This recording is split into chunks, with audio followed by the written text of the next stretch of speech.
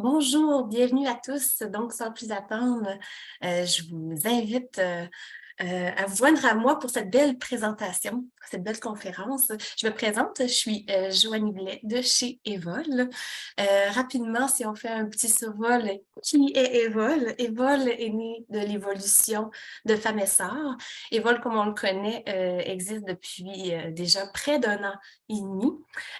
Evol se dédie au service de financement et d'accompagnement pour les entrepreneurs d'impact dans les 17 régions du Québec. Donc, et notre raison d'être, c'est de donner aux entrepreneurs en quête d'équité les moyens de participer activement à la création d'un monde meilleur. Donc, Evol, dans le fond, se joint à d'autres partenaires parce que pour vivre notre mission complètement, pour accomplir la mission d'Evol, on peut compter sur la précieuse collaboration de nombreux partenaires, dont celui de l'Ordre des CPA, qui vient présenter le webinaire d'aujourd'hui. Donc, peut-être avant de donner la parole à notre conférencière d'aujourd'hui, je vais peut-être vous rappeler un peu le fonctionnement de ce qu'on vous propose pour ce midi. En fait, ça va être une conférence qui va durer une quarantaine de minutes. Au terme de cette rencontre, il y aura une période de questions si vous désirez les adresser. Entre-temps, vous pouvez quand même le faire aussi à travers le chat, le clavardage qui se trouve en bas. Comme ça, je pourrais peut-être adresser des questions à Myriam au fur et à mesure, des fois s'il y a des bloquants où on veut aller un petit peu plus loin. Sinon, on pourra y revenir par la suite.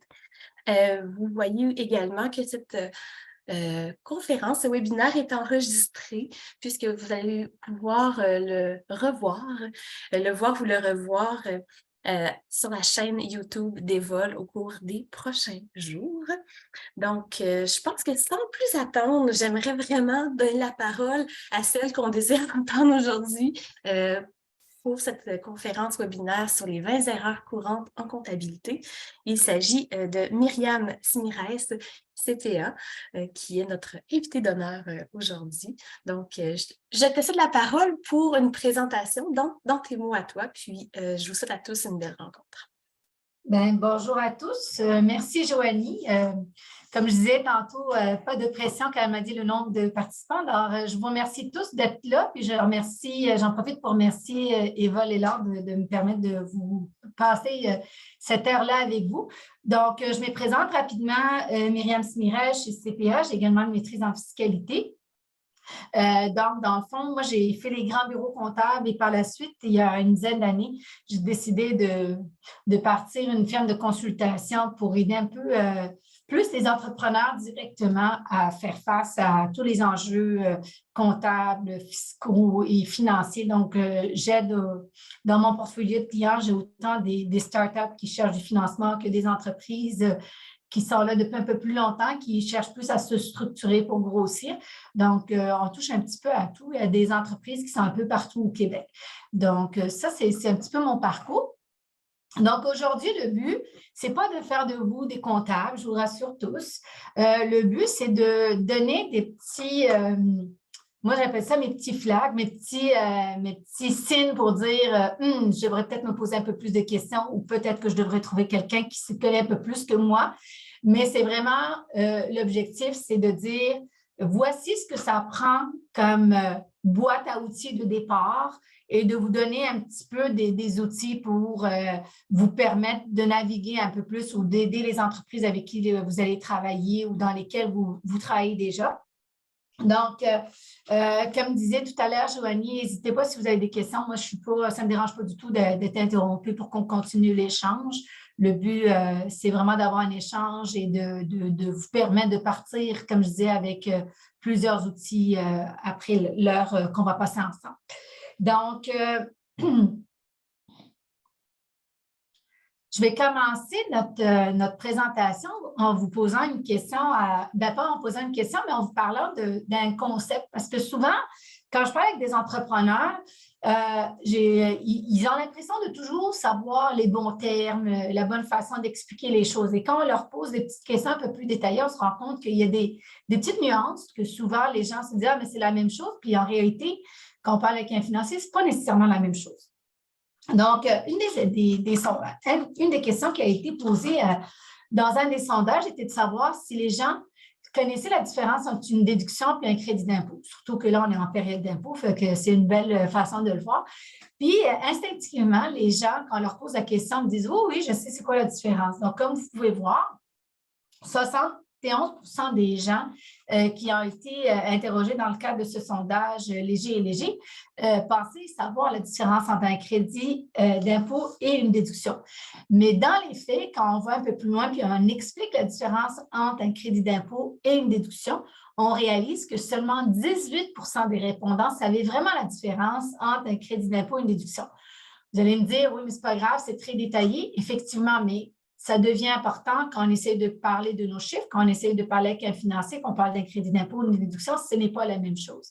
Donc, un petit peu la chose que je veux vous faire réaliser, c'est aujourd'hui avec ce sondage, cette petite question-là de ce sondage, c'est de dire, quand on parle avec des financiers, quand on travaille sur des dossiers pour aller à la banque, pour parler de choses avec le gouvernement, pour parler avec votre comptable externe, bien, c'est aussi important d'utiliser la bonne terminologie parce que ça va éviter des quiproquos et des erreurs. Donc, comment on va fonctionner aujourd'hui? En fait, l'objectif, quand je disais aujourd'hui, ce n'est pas de faire de vous des comptables, mais c'est vraiment d'aborder plusieurs sujets qui touchent une entreprise. Et comment on va le faire? C'est qu'on va couvrir, en fait, moi, ce que j'appelle les 4 silos, mais je ne veux pas que ce soit des silos qui ne se parlent pas. C'est des choses qui se parlent dans la vraie vie.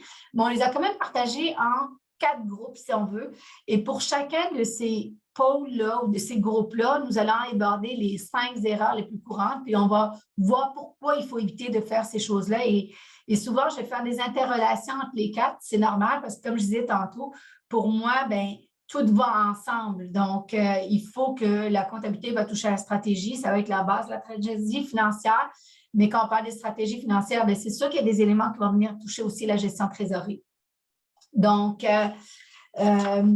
on va commencer avec la comptabilité. Donc, quand on parle de comptabilité, souvent les gens vont me dire « Oui, mais tu sais, j'ai un comptable, il le fait. » Oui, c'est correct que vous ayez des gens qui le fassent, mais il y a des choses ou des notions qui sont importantes à savoir. Moi, je dirais que souvent, en mars 2020, avril 2020, il y a beaucoup de choses qui ont changé. J'avais beaucoup de clients ou de gens que je ne connaissais pas, mais qui sont devenus des clients qui n'avaient jamais regardé leur livre, n'avaient jamais fait des suivis. Puis là, d'un seul coup, quand la COVID a frappé, bien là, on a commencé à regarder un peu plus, puis ils se sont rendus compte comment il n'y avait peut-être pas la bonne compréhension ou ils n'avaient jamais regardé en détail certaines choses de leur comptabilité. Fait que les 5 éléments qu'on va parler au niveau de la comptabilité, c'est un petit peu ça. C'est de dire, sans nécessairement être au fait de chaque chose qui se fait au niveau de la comptabilité, il y a des éléments qu'il faut avoir, qu'il faut comprendre ou savoir, s'assurer qu'il y a quelqu'un dans l'équipe qui s'en occupe. Mais la première, avoir une tenue de livre déficiente, bien, c'est sûr que quand je vois des entrepreneurs qui a rien qui est fait pendant tout le mois, puis la comptabilité, c'est une enveloppe qui est amenée au comptable à la fin du mois, puis il faut rattraper le mois, bien souvent, moi, je dis, bien, c'est peut-être pas la meilleure façon. Il y a assez de logiciels, il y a assez d'outils aujourd'hui pour qu'on puisse à chaque semaine, à chaque 2 semaines, savoir qu'est-ce qui se passe dans notre compte de banque, c'est quoi les sorties d'argent, c'est quoi les factures qu'on a reçues, est-ce qu'il y a des factures à venir, etc. On n'est pas obligé d'attendre nécessairement à la fin du mois pour tout mettre à jour.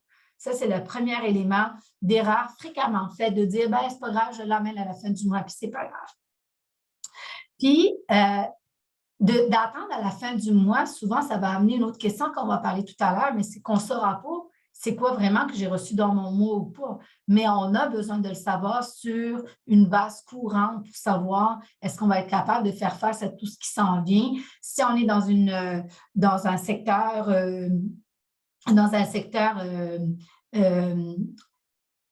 qui travaille plus l'été, qui travaille cyclique, chercher le mot cyclique, bien à ce moment-là, c'est super important de savoir tout le temps qu'est-ce qui se passe. On ne peut pas juste attendre à la fin du mois.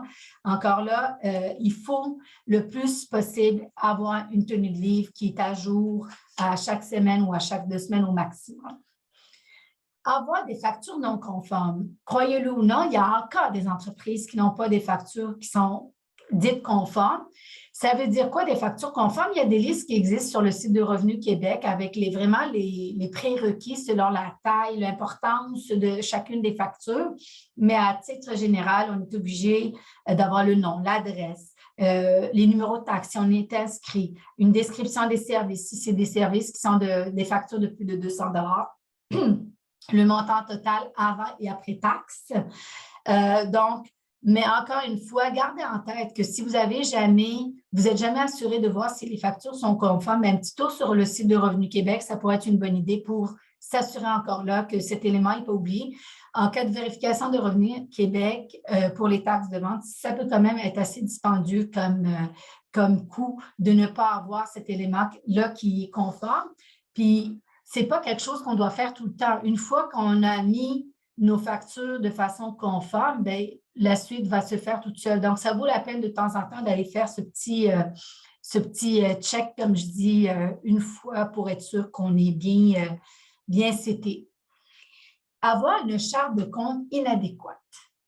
Pour moi, une charte de compte, ce n'est pas juste pour faire de la comptabilité.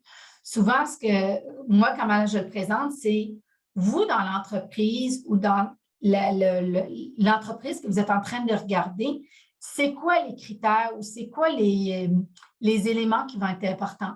Si pour vous, il y a 4 postes qui sont importants au niveau des dépenses, bien, il faudrait que la charte de compte tienne compte de ces 4 postes-là. Une charte de compte, ce n'est pas juste à chaque fois qu'on a une dépense, on crée un nouveau compte. Non, une charte de compte doit être structurée pour que les éléments importants pour vous soit reflété dans cette charte de compte-là. Souvent, l'erreur la plus fréquente que je vois, c'est une charte de compte où rien n'est organisé. C'est vraiment, on défile tout, puis quand je demande, peux-tu m'envoyer le grand livre, j'ai 3-4 pages de grand livre pour une petite entreprise, c'est pas normal. Une charte de compte, c'est ce qui devrait vous permettre de structurer à la base votre entreprise. Donc, de cibler les comptes qui sont importants, de cibler les éléments qui pour vous sont importants. Si vous avez du salaire, mais que dans les salaires, vous avez 3 ou 4 départements, bien, c'est possible de séparer les salaires sous ces 4 ou 5 départements. Donc, il faut vraiment, avant de finaliser une charte de compte, se poser les questions, qu'est-ce qui est important pour moi de savoir dans l'entreprise? C'est sûr qu'il y a des choses qui sont non négociables. On va avoir les comptes de banque, on va avoir les comptes payables, les comptes à recevoir. Il y a des éléments qui sont non négociables, mais il en découle quand même un choix de revenus, de dépenses qui va dépendre de vous, qu'est-ce qui est important pour vous. Si vous êtes dans un secteur où vous avez des services, mais vous avez 2 ou 3 types de services, bien, peut-être que les revenus devraient refléter ces 2 ou 3 services-là ou ces 2 ou 3 produits que vous vendez, de sorte que vous êtes capable de voir quel est le montant de revenus pour chacun de ces services-là. Donc, ne pas négliger, je dirais, la charte de compte. Je pense que ça vaut la peine, encore une fois, on l'analyse. Tant qu'il n'y a pas de gros changements, bien après ça, on va pouvoir travailler avec. Mais de se poser la question, est-ce que notre charte est adéquate? Est-ce qu'elle reflète qu'est-ce qu'on veut voir dans l'entreprise? Parce que tantôt qu'on va parler de stratégie, bien, si ma charte ne me permet pas d'aller chercher des informations que j'ai besoin pour ma stratégie, bien, je vais tourner en rond. Donc, c'est vraiment la base. Puis moi, souvent, ce que je dis, c'est que la comptabilité, c'est votre fondation. Si les 5 éléments qu'on vient de voir sont bien faits, donnent une bonne base, bien, ça va être plus facile pour les autres silos, les autres groupes qu'on va discuter, de venir s'arrimer puis de venir s'ajouter à notre base de la comptabilité. Merci Myriam. Avant de te faire passer au point suivant, je me permettrai une petite question pour le bénéfice de tous.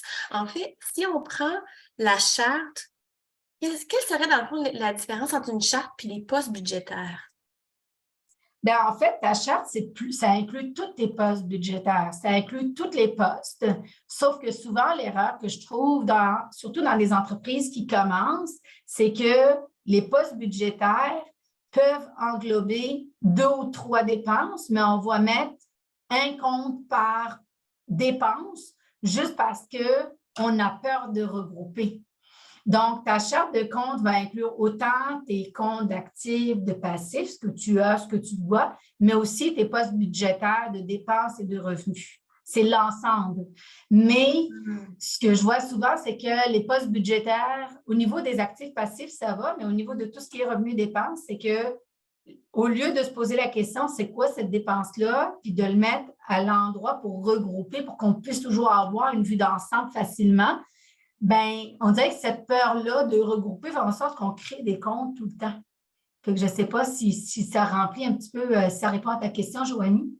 Oui, tout à fait. Je te remercie effectivement de ne pas avoir peur de faire des familles. Oui, exact. De regrouper pour ne pas alourdir ton système comptable inutilement, en fait. Super, merci. De rien. Puis l'autre élément, c'est les documents justificatifs. Et encore une fois, on a tous été pas contents par rapport à la COVID, mais elle a eu des bons côtés, notamment le fait de faire accepter plus facilement tout ce qui est documents justificatifs.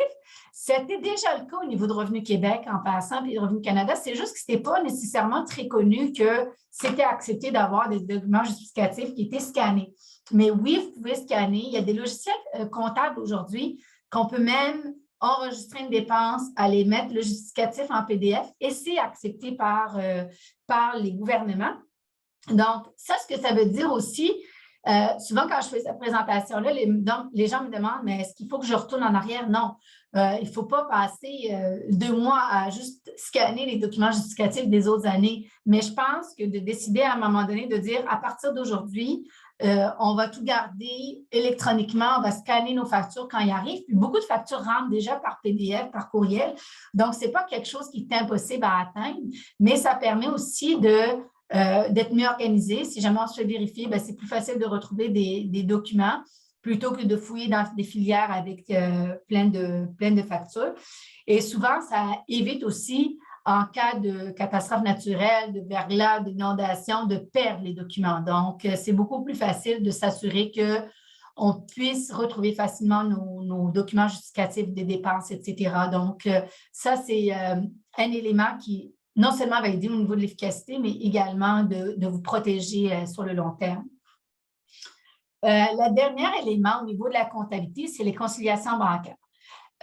Souvent, quand je parle de conciliation bancaire, c'est sûr, encore une fois, comme je vous disais tantôt, on ne s'attend pas à ce que les entrepreneurs fassent ou soient impliqués dans chacune des étapes. On s'attend simplement à ce qu'on s'assure comme entrepreneur que quelqu'un dans notre équipe ou dans le comptable externe fasse une réconciliation bancaire. Pourquoi? Parce que ça permet de s'assurer que si j'ai des chèques en circulation, on le sait. Moi, je l'ai vécu souvent dernièrement avec un client particulier qui a beaucoup de chèques à des travailleurs autonomes. Et ce n'est pas de la mauvaise volonté, c'est simplement que c'est toujours les mêmes montants qui sont payés à ces travailleurs autonomes-là.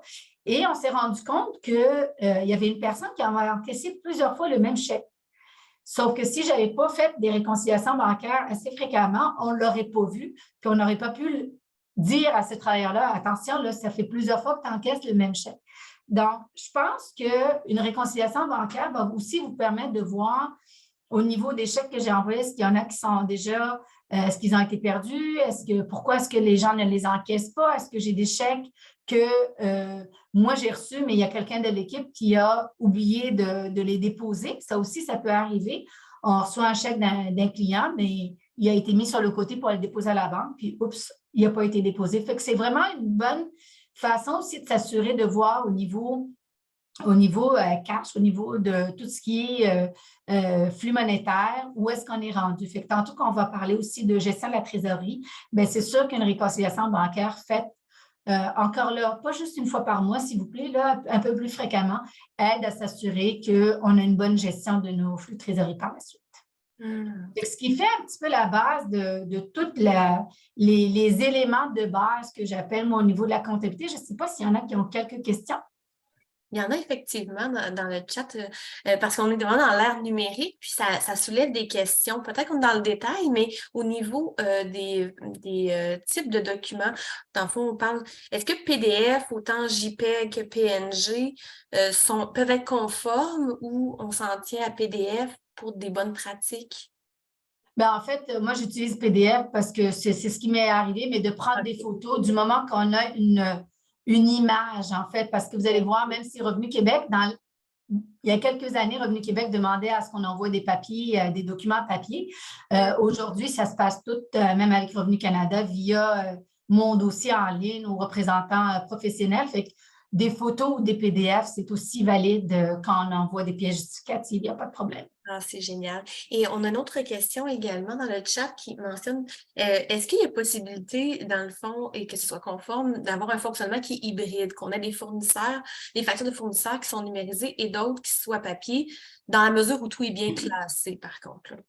Oui, il n'y a pas d'obligation. C'est simplement que avec le développement, je dirais, d'applications, de possibilités d'avoir un peu plus de documents qui sont déjà sauvegardés, bien, comme je disais, c'est quand si vous passez au feu, si vous avez une inondation, si vous avez une catastrophe qui arrive, bien, au moins vous savez que les documents justificatifs sont sauvegardés quelque part. Fait que ce n'est pas une obligation, c'est simplement des outils qu'on peut utiliser pour éviter le pire, dans le fond. Oui, c'est ça, et gérer le risque. Ben, merci, Myriam. Ça fait plaisir. Ça va pour ça? Parfait. Parfait. Alors, on va passer au deuxième silo. Vous vous rappelez, au début, je vous avais parlé de 4 silos. Donc, on va passer au deuxième thème, qui est le côté finance. Puis quand on parle ici de finance, c'est vraiment, on regarde le côté finance personnelle versus l'entreprise.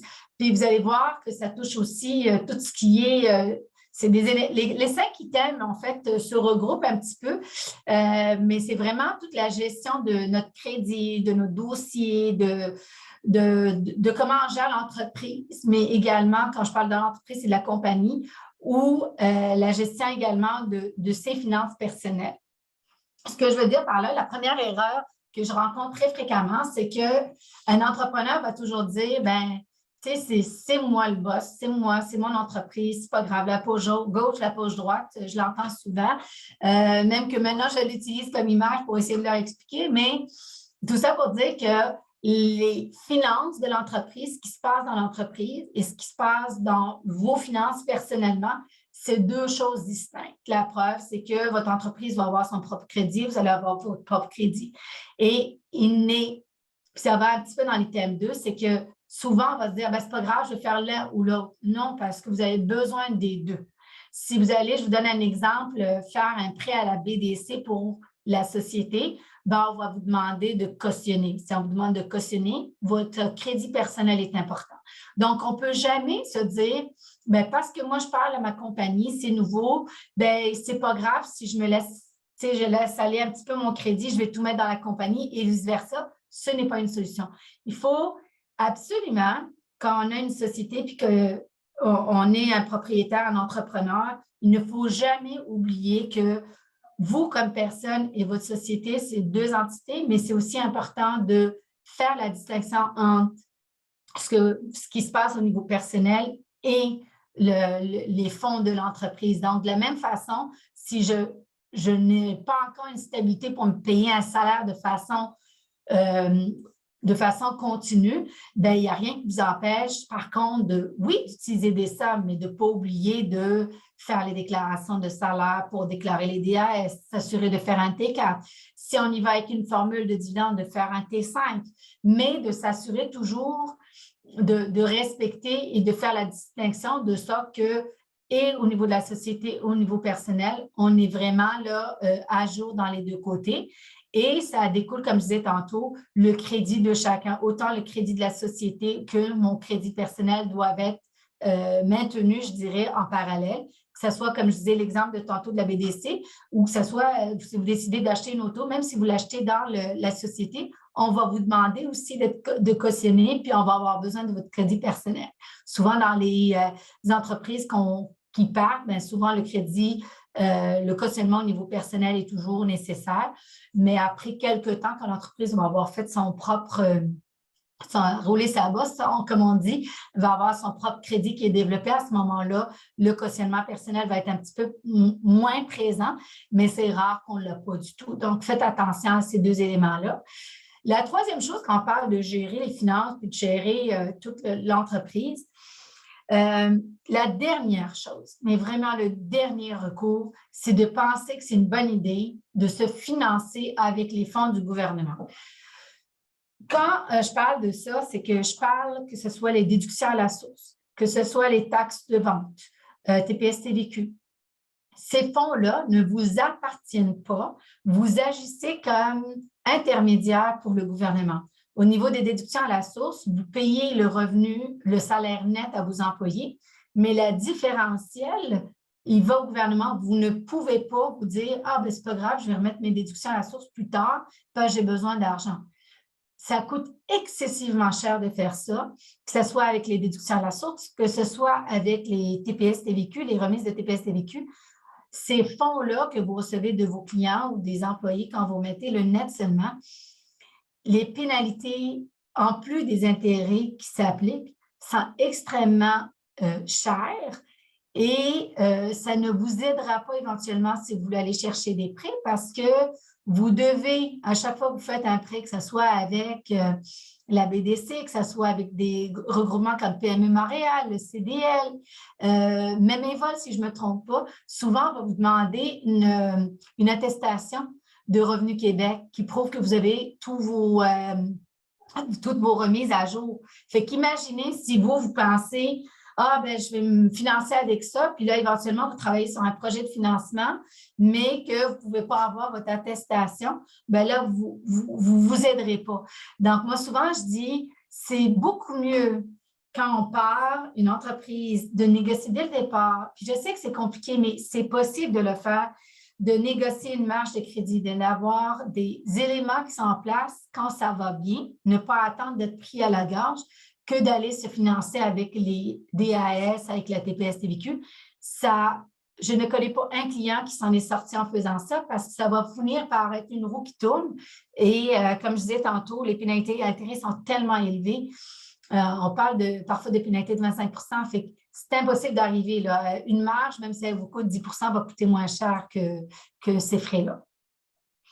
Puis on va en reparler tantôt, mais souvent, comme je dis aux gens, c'est si on sait quelles sont les sorties et l'entrée d'argent qu'on a, on peut se planifier, on peut aller chercher une marge, on peut s'organiser plutôt que juste de jouer à l'autruche et de dire « Ah, c'est pas grave, on traversera le pont ». Non, il faut le prévoir d'avance.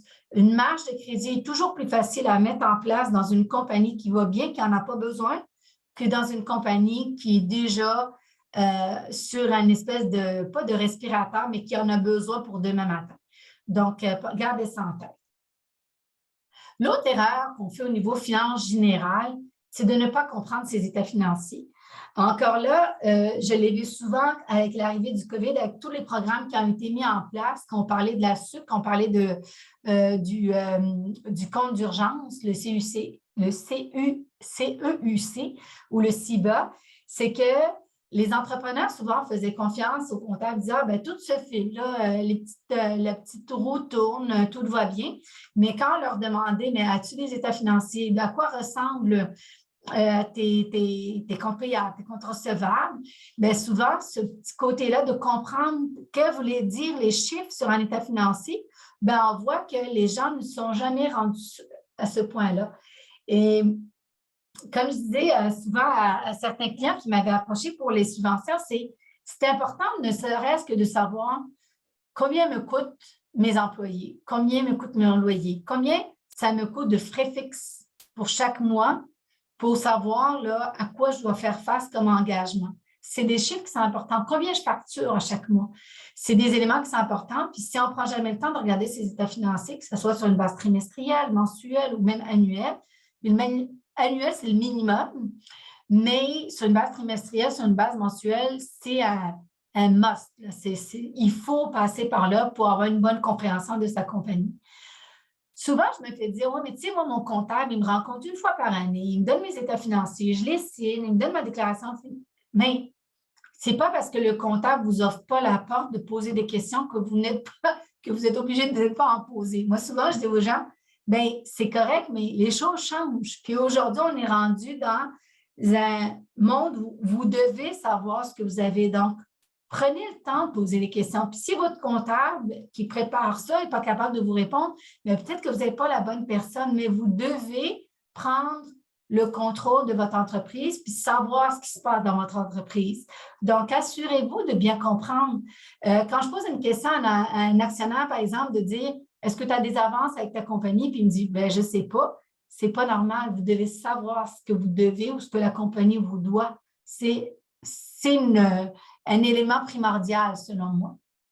Donc, prenez le temps. Si vous avez des contacts qui sont impliqués, prenez le temps de poser des questions. Souvent, c'est parce qu'on a aussi, de l'autre côté, du côté comptable, si on n'a jamais posé de questions, bien, les gens sont habitués à juste remettre des documents, mais prenez-vous un petit peu le contrôle de tout ça, puis posez des questions. Essayez de comprendre, bien, ça veut dire quoi ce chiffre-là? Qu'est-ce que ça représente pour vous aussi avoir la chance de comprendre vos chiffres?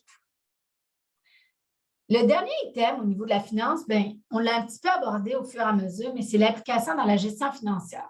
Encore une fois, je ne m'attends pas à ce que les gens soient dans le day-to-day impliqués dans l'entreprise pour la gestion financière. Dans les opérations, c'est tout à fait normal, mais souvent, c'est moins intuitif d'être impliqué dans la gestion financière.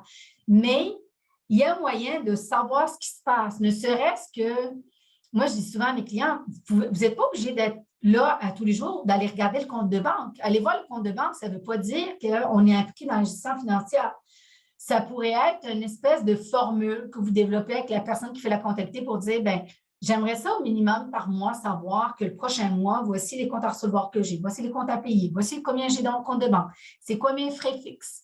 Ça peut être une formule qui va vous permettre de savoir qu'est-ce qui se passe dans mon entreprise, je suis assez rentable, où est-ce que je suis rendu par rapport à mes budgets, où est-ce que je suis rendu par rapport à l'année dernière. C'est tous des éléments. Vous vous souvenez, tantôt, je vous ai dit en charge de compte, qu'est-ce qui est important pour vous? Bien, je vais revenir avec la même notion dans la gestion financière. Qu'est-ce qui est important pour vous comme entrepreneur dans votre société de savoir? Est-ce que c'est la rentabilité qui vous fatigue? Est-ce que c'est de savoir est-ce que j'ai assez d'argent pour faire face à 3 mois si personne ne me paye? Mais c'est en répondant à ces questions-là que vous allez être capable d'énumérer les items importants pour qu'à chaque mois, vous sachiez ces items-là, ça reflète quoi, où est-ce qu'on est rendu, etc. Mais c'est important de mettre, moi, ce que j'appelle les KPI, qui sont importants pour vous permettre de connaître un petit peu où est-ce qu'on est rendu dans l'entreprise. Est-ce que tu as des questions, Joanie, pour cette portion-là?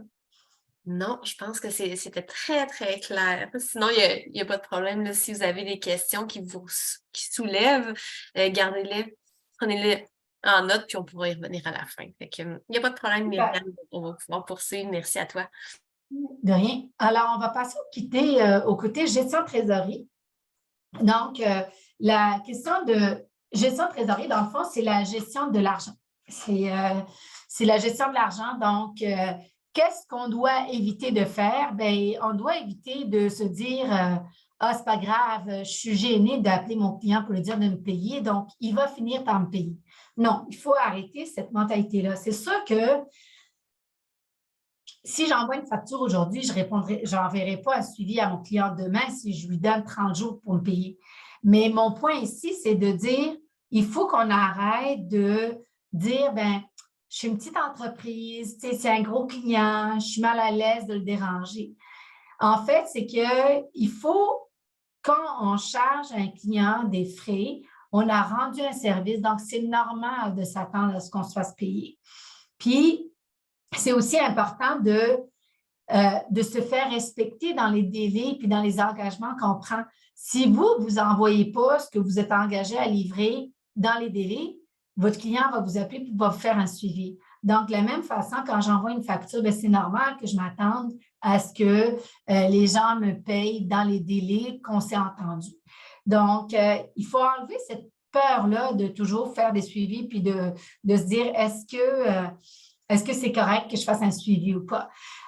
L'autre chose, c'est que souvent, quand je parle de cet item-là, on va me dire, oui, mais c'est des grosses compagnies, puis ils ne payent pas rapidement. Mais c'est correct. Comme je dis, le fait de ne pas se faire payer assez rapidement, il faut l'appliquer en fonction de vos clients. Puis, il faut aussi en tenir compte dans l'item 3 qu'on va parler tantôt, de faire un budget de fonds de roulement. Qu'est-ce que je veux dire par là? Vous avez 2 types de clients avec qui vous pouvez faire affaire. les clients des plus petits comme vous qui vont payer dans les 15 jours, 30 jours. Puis vous pouvez avoir des clients qui sont beaucoup plus gros. Je donne des noms, mais ça ne veut pas dire que c'est eux, mais que ce soit Cogeco Abel, que c'est plus gros, puis c'est connu. Les plus grosses entreprises vont prendre plus de temps parce qu'il y a un processus plus long pour faire les approbations, enregistrer les dépenses, etc., pour qu'on vous paye. Puis plus souvent qu'autrement, ça va être du 60 jours. Mais ça ne devrait pas nous empêcher de savoir à quoi s'attendre, dans le sens que si je sais que mes plus petits clients vont payer dans les 30 jours, puis mon plus gros va me payer dans 60, bien, c'est important de le savoir, non seulement pour faire des suivis, comme je disais, pour se faire payer quand le délai est arrivé, mais également pour m'aider dans mon item de c'est quoi mon budget de fonds de roulement. Si je le sais que mes gros clients vont toujours me payer sur les 60 jours, bien, il faut que je le sache parce que quand je vais prévoir mes sorties de fonds, bien, je vais les prévoir en fonction de lui. C'est une plus grosse facture, mais je vais les avoir juste dans 60 jours. Donc, souvent, l'item 1 et l'item 3, moi, je les regarde ensemble parce que ça nous permet de faire nos prévisions. Puis le fait de faire des suivis, ça m'aide aussi à savoir quand est-ce que je dois m'attendre à ces sommes-là pour être capable de faire de mon côté mon investissement ou de me payer mon salaire, parce que c'est souvent celui qui va arriver en retard, et d'être sûr que je peux payer les salaires des autres employés, mais aussi mon loyer, etc.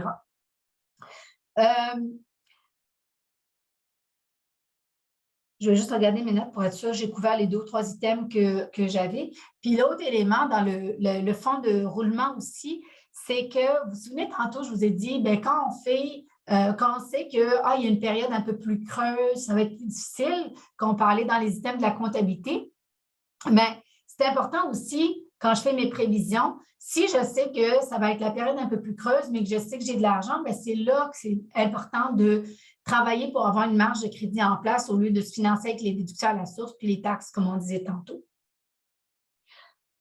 Si je reviens à l'item 2 que j'ai volontairement mis de côté pour parler de l'item 3 qui est le budget, c'est quand on parle de faire des prévisions, mais de faire une prévision en ayant un chiffre, mais de ramener ces chiffres-là à un numérateur qu'on peut comprendre. Qu'est-ce que je veux dire par là? C'est souvent, les gens vont me dire « Ah, mais écoute, moi, je vais doubler mon chiffre d'affaires, il n'y en a pas de problème. » OK, ça veut dire quoi, doubler votre chiffre d'affaires? Qu'est-ce que ça implique? Est-ce que ça implique des ressources de plus? Est-ce que je vais avoir besoin de main-d'œuvre de plus, surtout dans un contexte où la main-d'œuvre est très difficile à trouver? Donc, c'est de dire, c'est beau d'avoir des prévisions, c'est bien, c'est un très bon début, mais il faut qu'on aille plus loin, c'est qu'on analyse ces prévisions-là pour savoir qu'est-ce que ça implique. Si je veux doubler mon chiffre d'affaires, est-ce que j'ai besoin d'un employé de plus? Est-ce que j'ai besoin de 0 employé? Mais si je veux doubler, combien de clients ça représente pour doubler mon chiffre d'affaires? Est-ce que j'ai les capacités pour aller chercher ces clients de plus-là, pour aller livrer la marchandise? Fait que c'est vraiment d'analyser, pas juste de mettre un chiffre pour dire « Ah, bien, c'est ça mes prévisions », mais de vraiment décortiquer ces prévisions-là pour être capable de voir qu'est-ce que ça implique de notre côté en termes de main-d'œuvre, en termes de développement, en termes de ressources. Donc, c'est important de vraiment avoir une bonne compréhension au niveau de ces prévisions-là.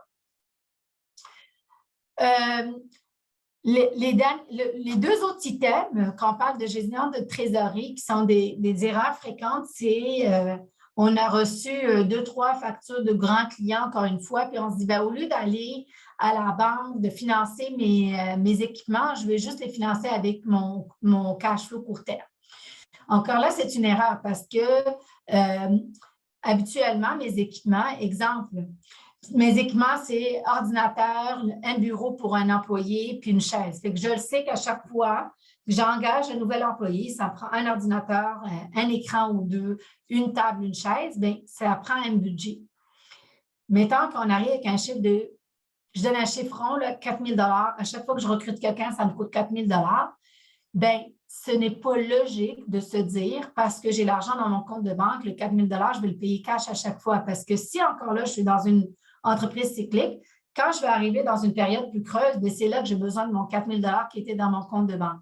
Tandis que d'avoir un plan d'investissement, un item 5, de dire à chaque fois que j'engage des employés, je sais que ça me coûte 4 000 $, je pense engager 5 personnes sur les prochains 18 mois, bien, c'est un plan qui fait du sens, c'est un plan d'investissement qui fait du sens. Je suis très bien capable de négocier avec une banque, d'avoir un prêt pour ces investissements-là, que ce soit banque, BDC, encore là, PME Montréal, peu importe le regroupement que vous allez voir, ou la banque, d'avoir un plan d'investissement clair qui dit voici ce que j'ai comme besoin et à chaque fois qu'on recrute une personne, on va chercher ce prix-là pour se financer. Bien, ça permet de garder une stabilité au niveau de la trésorerie, de ne pas utiliser, surtout au début, là, ça peut prendre du temps à trouver une courbe de rendement assez rapidement. Bien, c'est une façon facile de gérer facilement sa trésorerie, de dire bien, mes investissements qui me permettent d'avoir du revenu sur le plus long terme, qui me permettent d'avoir des avantages sur plus que juste le 1 ou 2 mois, comme l'exemple que je donnais, bien, ça permet de stabiliser en fait la trésorerie puis de vraiment faire face à un remboursement. Exemple, votre équipement, là, pour un nouvel employé, ça pourrait être financé sur 2 ans sans problème. Donc, ça pourrait vous aider à ce que ce 4 000 $-là, au lieu de le sortir d'un seul coup, bien, je le mets sur 2 ans, exemple. Multiplier ça par le nombre d'employés pour la croissance et les prévisions que vous avez, ça peut être assez substantiel et puis vous aider assez rapidement dans la gestion de votre trésorerie. Donc, on n'oublie pas tout ce qui est équipement à plus long terme, là, qui n'est pas vraiment du court terme. N'importe quel équipement, d'habitude, c'est du long terme. Bien, à ce moment-là, on se fait un plan d'investissement, on le finance et ça nous permet de générer ou de garder la trésorerie à court terme pour du court terme, à savoir nos salaires, nos loyers, nos frais fixes de court terme. Ça va pour ça? Oui, dans ce cas-là, par contre, Myriam, on avait une question. En considérant l'exemple que tu nous donnais, en bout de ligne, c'est sûr que si c'est financé, au final, est-ce que ça ne coûte pas plus cher puisqu'il y a des intérêts à considérer? Oui, tout à fait. Ça va vous coûter plus cher au niveau des intérêts, mais ça va coûter encore plus cher si on se finance avec les déductions à la source ou, ou les taxes. La deuxième chose, c'est qu'en ayant un intérêt, bien, c'est une dépense qui est déductible. Donc, au niveau impôt, ça va vous permettre un peu l'effet de levier comme on le connaît au niveau financier, c'est que les intérêts étant déductibles, ça reste quand même plus rentable que d'éviter de se payer soi-même, etc. Donc, oui, vous avez raison, ça coûte un intérêt, mais ça vous permet quand même de grossir l'entreprise beaucoup plus rapidement. Puis l'effet de levier fait en sorte que ça vaut quand même la peine. Ça demeure un gain. Oui, tout à fait. Donc, si c'est bon pour ça, je vais passer au dernier item, au dernier silo, même si je n'aime pas ces mots-là, qui est la stratégie financière. En fait, si vous voyez un petit peu comment on a abordé les différents sujets, la comptabilité, c'était ma base, ma fondation d'une maison qui est votre société. Après ça, on a abordé les items de finances qui permettent de naviguer là-dedans. Et après ça, on a parlé de gestion de trésorerie pour voir comment on gère le cash, l'argent. Puis là, finalement, le dernier volet, c'est vraiment notre stratégie financière qui permet vraiment de gérer notre croissance un petit peu. Donc, les 5 erreurs qu'on voit souvent au niveau de la stratégie financière, c'est les suivants. La première, c'est la veille stratégique. Une veille stratégique, c'est quoi? C'est de savoir qu'est-ce qui se passe. Qu'est-ce qui se passe autour de nous, comme tout simplement au niveau économique. Qu'est-ce qui se passe au niveau de mes compétiteurs? C'est quoi la situation? En fait, c'est de comprendre un petit peu ce qui nous entoure, puis qu'est-ce qui peut avoir un impact direct sur notre entreprise, direct ou indirect. L'économie indirectement, si on sait qu'on commence une période de récession, puis qu'on est dans un service qui est considéré comme de luxe, on sait que ça va être des périodes plus difficiles. Fait que la veille stratégique, c'est vraiment de savoir qu'est-ce qui se passe autour de nous.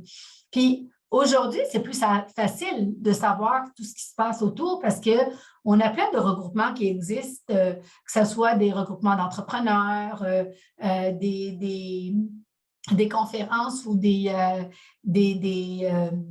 comment on appelle ça, des chambres de commerce, il y a des moyens de savoir puis d'échanger avec des gens de l'industrie beaucoup plus facilement qu'il y a plusieurs années. Donc, je vous conseille fortement d'être à l'écoute de qu'est-ce qui se passe, de regarder, serait-ce que sur LinkedIn, les articles qui sont partagés, qui passent, etc., d'un petit peu regarder du coin de l'œil qu'est-ce que mes compétiteurs font pour savoir justement est-ce que je suis au fait de tout ce qui peut avoir un impact sur ma compagnie.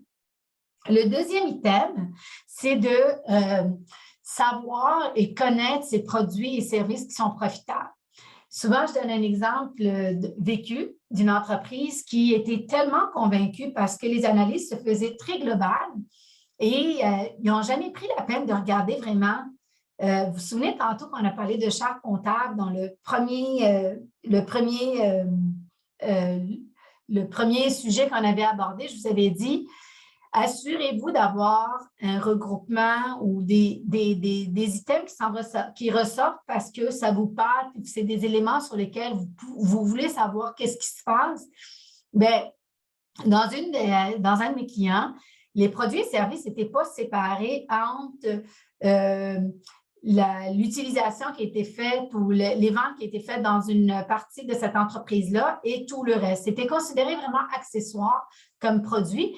Et quand on a commencé à dire, on va arrêter de faire ou d'offrir ces services-là, on avait fait une analyse pour voir c'était quoi la profitabilité et l'impact net de ce produit-là versus qui était considéré comme accessoire versus les autres produits et services pour se rendre compte qu'en fait, ce produit-là était beaucoup plus profitable que les autres parce que justement, il était tellement accessoire qu'il n'y avait aucun coût rattaché à ça. Ça se faisait quasi automatiquement. Puis les gens qui le connaissaient continuaient à l'acheter. Mais il n'y avait pas de coût direct rattaché à ça, alors que les autres produits et services, quand on les a analysés, on s'est rendu compte, bien, c'est lui, dans le fond, qui est moins rentable, c'est lui qu'on devrait abandonner. Fait quand on parle de connaître ses produits et services puis la profitabilité de chacun, quand je parlais tantôt de KPI aussi, c'est un élément qui est important. C'est avant de décider, moi, je vais arrêter tel produit ou je vais avancer un nouveau produit, assurez-vous de connaître vos produits et services et de savoir s'ils sont vraiment profitables avant d'offrir de nouveaux services ou avant d'arrêter d'offrir certains services. Le troisième élément qui est important au niveau de la stratégie financière, c'est de s'éparpiller. Qu'est-ce qu'on veut dire par là? C'est que souvent, l'entrepreneur va être un petit peu il va éteindre les feux un peu partout, il va essayer de faire un petit peu de tout, il va essayer de s'impliquer là où il peut. Quand on parle de ne pas s'éparpiller, ce n'est pas nécessairement de dire on est présent dans tout ou on ne fait qu'une seule chose. C'est que ce qu'on veut dire par là, c'est s'assurer de se concentrer sur ce qu'on connaît le mieux et de s'entourer des gens qui peuvent nous aider dans ce qu'on connaît un petit peu moins bien ou ce qu'on ne veut pas nécessairement faire, mais c'est simplement d'essayer de ne pas essayer de juste éteindre des feux tout le temps sans avoir une vision globale puis sans avoir un objectif clair. Donc, encore une fois, s'éparpiller dans le sens de on se concentre sur faire, on ne veut pas toucher à tout, mais en même temps, on va s'entourer des bonnes personnes pour nous aider et on va, par la suite, une fois qu'un élément ou un objectif est clair, bien là, on met les bonnes personnes en charge puis on peut continuer. Ça ne veut pas dire que vous ne pouvez pas faire plusieurs choses en même temps, c'est simplement d'être organisé puis d'avoir une bonne structure pour vous aider à diversifier plutôt que s'éparpiller à ce moment-là. Ne pas avoir la comptabilité, ne pas voir plutôt la comptabilité comme outil de gestion est une grosse erreur au niveau de la stratégie financière. Je vous l'ai dit tantôt, la comptabilité, c'est comme votre base, votre structure de la maison. Si vous voulez bâtir des étages de plus, grossir, bien, si votre base n'est pas solide, à un moment donné ou l'autre, ça va vous rattraper. On l'a vu beaucoup, moi je l'ai vu encore. Je l'ai vu beaucoup avec la COVID, là, puis j'en ai plusieurs de mes clients qui me disent ouais, on avait un petit peu sous-estimé ce côté-là, mais j'aime pas l'expression le mal nécessaire parce que la comptabilité, ce n'est pas un mal nécessaire, c'est un outil de gestion. Il faut que vous voyez votre investissement en comptabilité, votre base, comme le moyen qui va vous permettre de voir de nouveaux défis, une nouvelle stratégie, un nouveau développement, mais c'est important d'avoir les bonnes personnes au niveau de votre comptabilité parce que c'est ce qui va vous permettre de gérer votre entreprise, c'est ce qui va vous permettre de ressortir les KPI qui sont importants pour savoir est-ce que lui, ça vaut la peine que je continue à travailler là-dessus, lui, on l'abandonne, lui, on avance. Ça va vous aider dans votre vision aussi pour avancer et avoir un meilleur développement de vos produits. Et finalement, le jouer en solo. Le jouer en solo, j'en ai parlé rapidement quand j'ai parlé de s'éparpiller, de s'entourer, mais je ne parle pas juste de s'entourer au niveau de l'équipe à l'interne, on parle aussi de l'équipe à l'externe, que ce soit un planificateur, un financier, un avocat, un comptable. C'est souvent, oui, mais ça coûte cher. Oui, mais ça va coûter encore plus cher quand vous allez avoir les mauvaises personnes qui vous ont conseillé. Puis juste de copier ce que votre voisin vous a dit, c'est rarement une bonne solution. Donc, il faut que vous trouviez les bonnes solutions pour vous.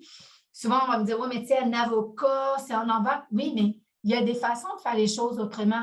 Il y a des notaires qui peuvent vous aider pour juste rédiger des contrats. Ça dépend de ce que vous voulez.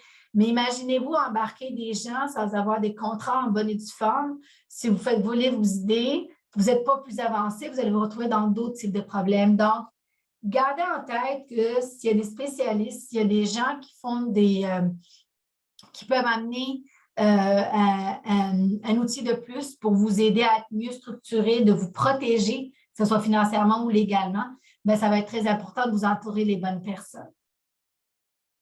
Puis encore une fois, là, tantôt, j'ai nommé les regroupements dans lesquels vous pouvez faire des échanges, mais j'avais noté aussi le regroupement des chefs d'entreprise, les centres locaux d'emploi, les CLD et les chambres de commerce là, pour vous donner d'autres idées, là, pour aller chercher d'autres informations. Donc, en conclusion, j'espère vraiment vous avoir levé des petits flags ici et là pour vous aider à ne pas se dire la comptabilité, c'est pas grave, c'est pas utile. Au contraire, la comptabilité, c'est ce qui va vous aider à réaligner, comme je disais, les objectifs de votre entreprise, savoir qu'est-ce qui se passe dans votre entreprise pour pouvoir avancer. Donc, n'hésitez pas à vous entourer des bonnes personnes puis à poser des questions à vos comptables pour mieux comprendre vos informations.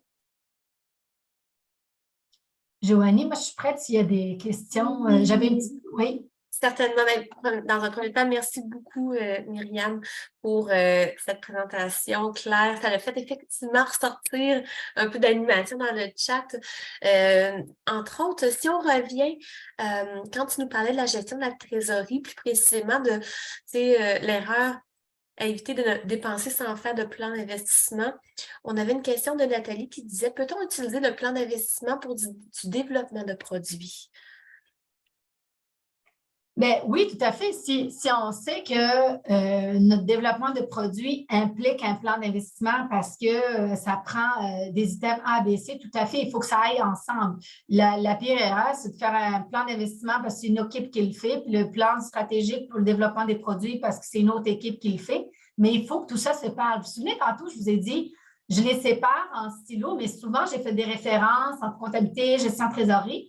Bien, c'est un très bon plan. Quand on fait un plan d'investissement, c'est tout à fait normal que le plan de produit se parle et que ça soit arrimé ensemble parce qu'effectivement, un plan d'investissement ne vaudra rien si on ne le met pas en lien avec les produits qu'on développe. Tout à fait. Merci. Nous avions une autre question également quand on parlait de gestion de trésorerie, mais cette fois-ci, quand on parlait de faire attention d'utiliser son crédit à court terme pour financer des équipements. Nous avions une question d'Émilie qui disait « Ce n'est pas le cas pour les OBNL, par contre. » Je ne sais pas si la question est assez précise, sinon j'inviterais Émilie juste à ouvrir votre micro si vous voulez préciser votre question à Myriam.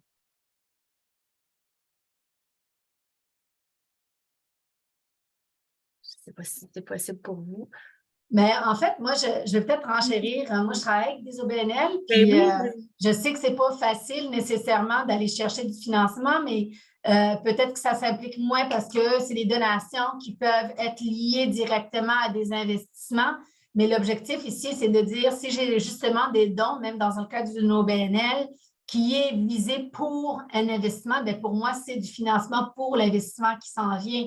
Donc, le but et l'objectif restent le même, c'est que je n'utiliserai pas des dons que j'ai reçus pour faire un investissement, que ce soit pour exemple, moi j'en ai beaucoup qui sont impliqués dans le côté scolaire, bien, si l'objectif c'est de bâtir une nouvelle classe pour justement donner les services qu'ils ont, bien, le but de ce don-là ne sera pas dévié pour être utilisé à autre chose. Donc, effectivement, dans l'OBNL, c'est peut-être pas aussi clair, mais l'objectif reste le même. C'est quand on fait une recherche de financement pour un objectif qui est du long terme, bon, on ne viendra pas mélanger les objectifs. Puis je pense qu'il faut le remettre dans le contexte où quand on fait une levée de fonds, un don, quand on fait une recherche de fonds pour un plan d'investissement, bien, on n'utilisera pas ces fonds-là nécessairement pour du court terme et vice-versa. tout à fait. Je ne sais pas si la personne est revenue en ligne.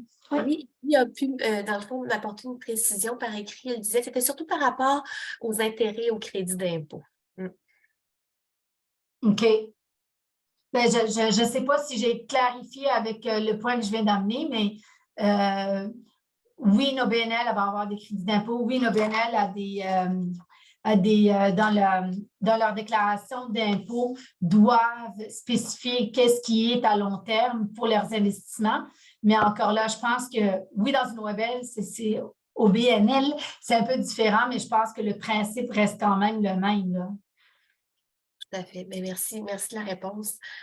Nous avions C'est intéressant parce que tantôt, pour ce qui est de la diapositive, on parlait de jouer en solo, donc de ne pas jouer en solo, mais plutôt d'aller s'entourer de spécialistes qui peuvent amener un outil pour structurer, se protéger. On avait une question de Myriam qui est un peu aussi à l'inverse, dans le sens où quand on est ce fournisseur-là, dans le fond, voici à quoi les professionnels sont confrontés. Les clientes veulent des analyses, des rencontres, ils nous envoient plusieurs questions, mille et une, mais ils ne veulent pas nécessairement payer en conséquence. Comment bien structurer ce type d'analyse et faire valoir la valeur ajoutée au client? Puis, parce que, tu sais, elle est consciente que, tu sais, oui, poser des questions, c'est une chose, mais s'attendre à recevoir une facture Des d'honoraires. factures. Oui, mais je pense que c'est, excusez le terme, ongoing concern. C'est une question qui reviendra toujours, puis ça fait partie de la vie de consultation. Mais effectivement, je pense que c'est de simplement clarifier, d'avoir un contrat, une lettre mandat que moi j'appelle qui est claire, qui explique un petit peu ce qu'il y en est. Ça ne veut pas dire, puis ça, je pense que ça dépend de chaque personne. Moi, je ne suis pas quelqu'un qui parle au compteur dès que j'ai un appel, mais je pense que ça dépend de chaque personne, de ce qu'on est capable de faire ou pas. Mais effectivement, une lettre mandat peut aider à clarifier les choses, que oui, on est là pour aider, mais malheureusement, tout le monde a des factures à payer, là. Je pense qu'il faut toujours revenir à ça. Excellent. Un peu dans la même lignée, on avait une question de Maria qui allait comme suit. Si j'ai vu une comptable pour une demi-heure, puis je me suis fait facturer 1 heure, est-ce que je peux revenir sur le total facturé?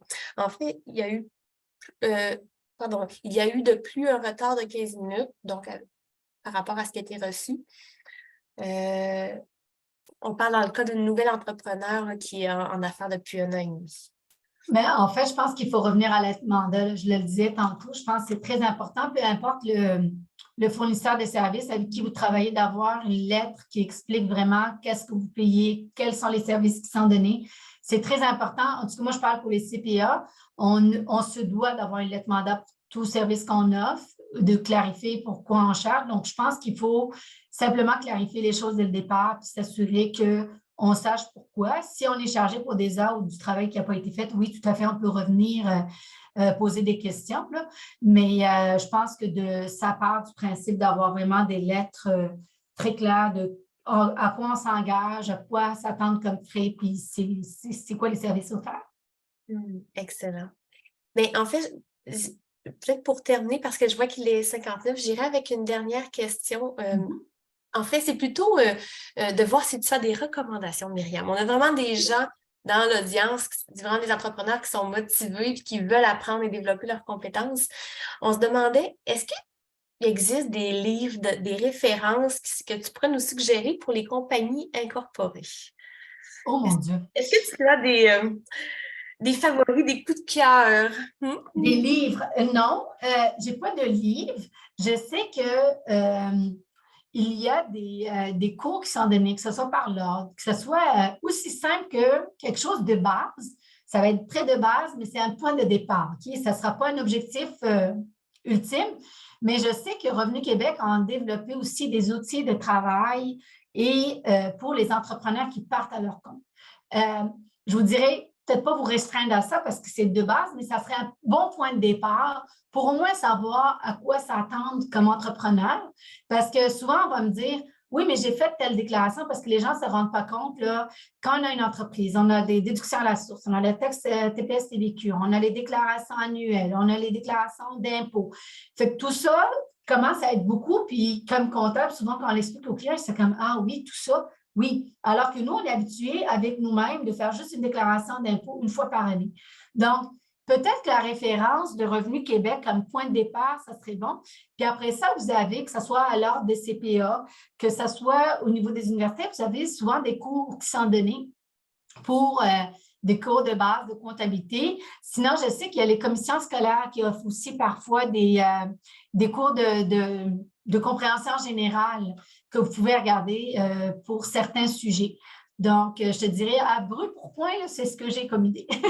Moi, je permettrais même, je pense que je vais rebondir sur ce que tu mentionnes parce que, effectivement, chez Evol aussi, on a un outil numérique qui est vraiment génial, qui est pour la saine gestion financière. C'est des tutoriels qui sont simples, qui sont sur différentes thématiques, mais c'est vraiment des éléments qui sont essentiels, clés d'une saine gestion financière pour aller approfondir des connaissances, que ce soit, par exemple, si je vous nomme, le module 1, c'est comprendre les chiffres clés de l'entreprise.